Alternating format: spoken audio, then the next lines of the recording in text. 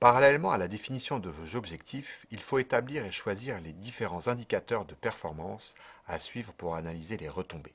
En d'autres termes, le ROI, Return on Investment, retour sur investissement de votre stratégie comme le nombre de visites ou le nombre de clics. Ces indicateurs se nomment KPI pour Key Performance Indicator, en français indicateur clé de la performance ICP.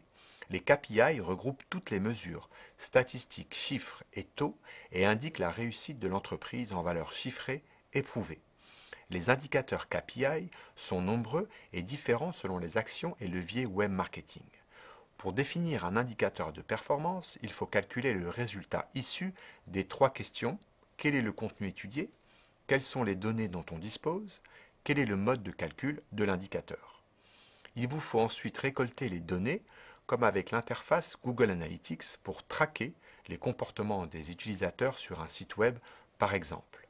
Enfin, pour suivre les conversions de devis en commandes, de prospects en clients, il faut créer un tableau de bord ou utiliser les interfaces des Content Management Systems et les logiciels permettant de créer des sites marchands de type e-commerce. Les indicateurs permettent le suivi de l'audience et l'acquisition, on parle de visibilité. Du comportement de l'utilisateur, on parle d'expérience. De service et de fidélité, et enfin de la conversion en achat par l'utilisateur, on parle de vente.